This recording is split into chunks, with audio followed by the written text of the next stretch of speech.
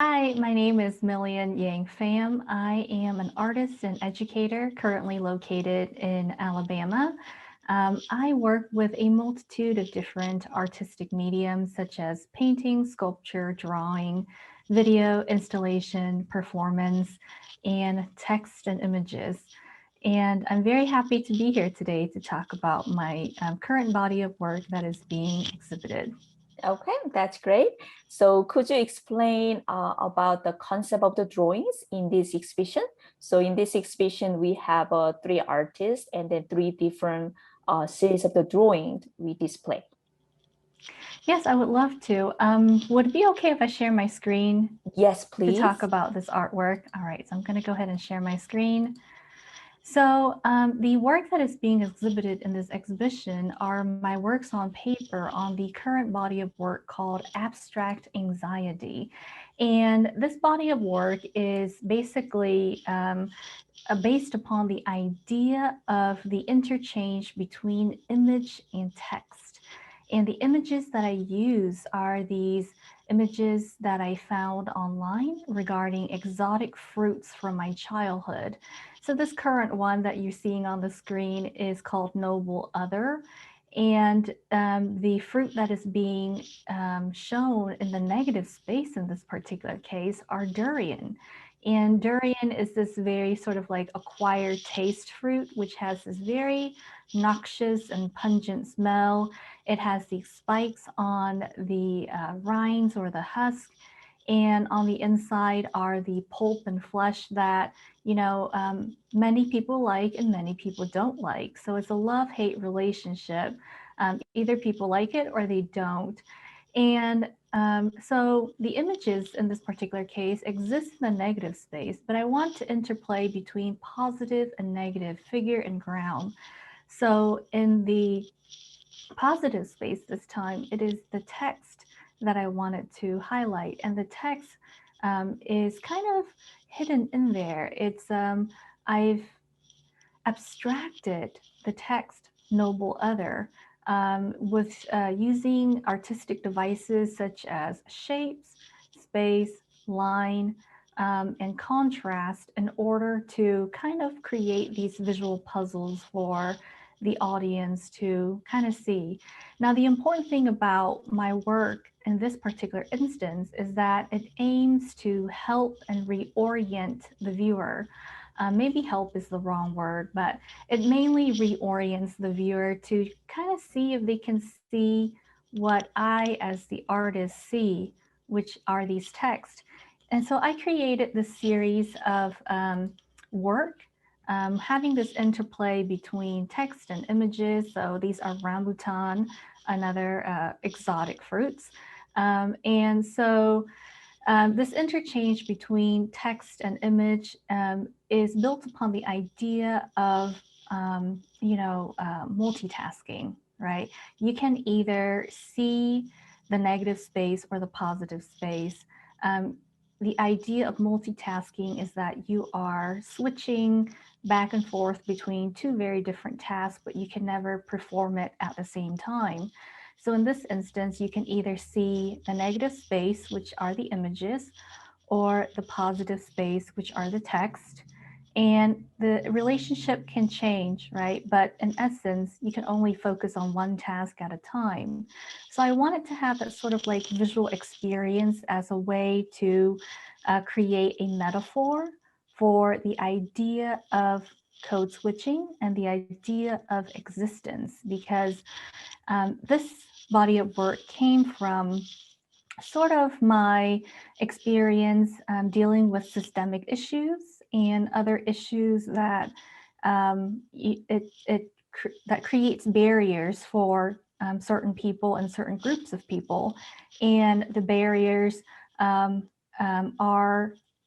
sort of like alluded in these texts. So in this particular instance, it's a flaw or a quirk. So depending on, how the sort of predisposition of the viewer, what you present is either a flaw or a quirk. So it really depends on the privilege of your of yourself that is afforded to you. And so it really touches upon systemic issues. It touches upon, the struggles that we currently are undergoing as a society. And I wanted to kind of create this sort of juxtaposition through art. So it becomes a sort of like phenomenological experience of like, what is it that you're really seeing as a viewer? Can you see where I'm coming from? Can you look at this work and be able to kind of like um, put yourself through my eyes as an artist creating this?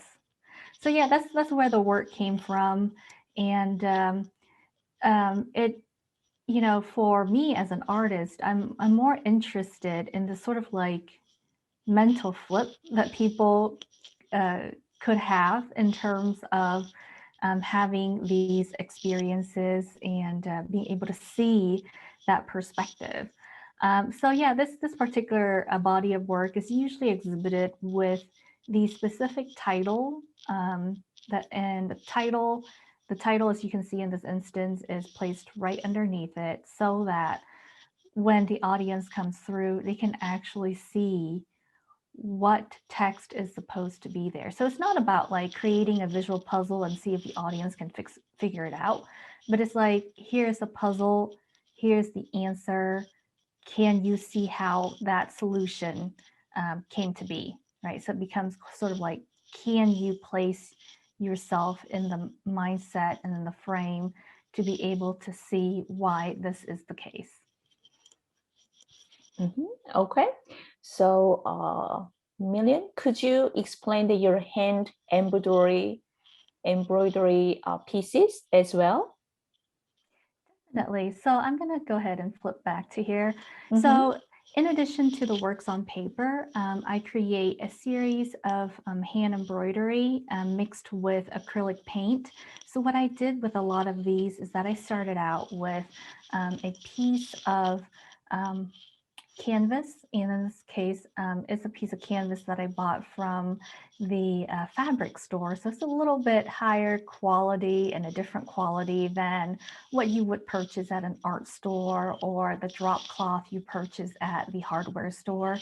So these fabric takes very well to getting dye and paint. So I make this background of acrylic paint through a process of creating an impression. So basically it's a printmaking process, but it's just something that, I came up with that works for me. So there's this background, very subtle, grid in the back, because I love the grid. The grid is super important because it allows for me to have a starting point, and it also alludes back to the whole like grid that is being used in the spaces we design, whether that space is architectural, urban spaces, or farming spaces, or other types of spaces. So it starts out with this grid, and then I create a design where, again, here it is, the text. In this case, this text is other power. And with this text, I again abstract it to make it near illegible, but still somewhat legible so that you can see that there are indeed text here, but it takes you a little while to figure it out with the aid of the title. So after I come up with that design, I trace it onto the canvas background that's already, stained with the paint, the acrylic paint, and then I start embroidering it. And the sort of stitches that I use are very basic stem stitches. This is called a stem stitch, where you just come in and there's a slight overlap. And I wanted to do this as a sort of like, um, a sort of like to allude back to the idea of agriculture. So many of these embroidery has the color scheme that looks like, oh yeah, that's like gray mud or gray soil. And these color of the stitches or color of the thread looks like little sprouts of grass. But that's just mainly for me as a starting point. Whether or not that is being read into the work is totally not up to me. But I like the whole like sort of repetition of this activity because Um, this particular body of work is called abstract anxiety. And the anxiety that comes about for me is the anxiety of being misunderstood, the anxiety of having to traverse many different spaces that are not made for me. So, how do I ensure that I can navigate these spaces in a way that not only allow for others to welcome me, but also to make it so that I feel a sense of belonging. And so that takes a lot of mental energy and a lot of preparation and a lot of sort of being the best of what I can be in order to be accepted, right? So I had to work twice as hard, sometimes many times harder than a lot of my other peers to be accepted. And so the process of embroidering in this case is the slow, repetitive process that allows for me to process these anxiety, for me to not only help reorient the viewer to see what I see, but also reorient myself. So through the process of working and then the final product, these are works that is really sort of engaging for me as a maker, and I hope that it engages the viewer when they look at the work. Okay, thank you so much for explaining your hand embroidery drawings. So I know that you are working wide range of, kind of the medium. So how does the drawing, play a role in your art practice? So I view drawing as a very expansive media and field. So in this particular case, with embroidery, drawing for me is this like small movement, small gesture, and small marks that add up to an overall whole. And in the works on paper, drawing in this particular case is a little bit more evident. You see the graphite on the white paper combined with these images that are not quite exactly drawing. It's more like digital drawing, if you can think about like the printer printing out these images as having some sort of agency in drawing. But I see drawing in these particular instances as accumulation of gestures. Now, I want to go ahead and talk about a few other works. So I'm going to skip these and talk about some of my other works that deals with a little bit more on drawing. So this is a drawing I made in 2016. It's ink and it's graphite. This is a drawing installation. So it has images, which are the drawings, and objects, which are the sculptures. And this particular installation has these charcoal drawings and this video that's playing on an iPad of myself embracing incense smoke and using a sickle to cut it. And so I view drawing as both a noun and a verb. So it is a noun in terms of it's a product that you create, but most of the time it's a verb for me. Drawing becomes an artistic sort of process, right? You draw.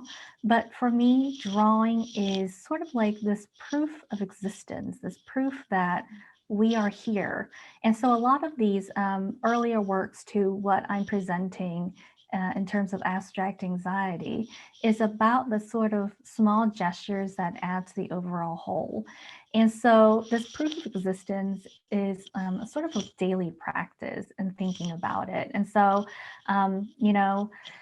it's kind of like drawing on my daily experience, drawing on the systems that exist around me, drawing on my engagement with the people around me. So, what are these experiences telling me? What can I visualize from these experiences in my work?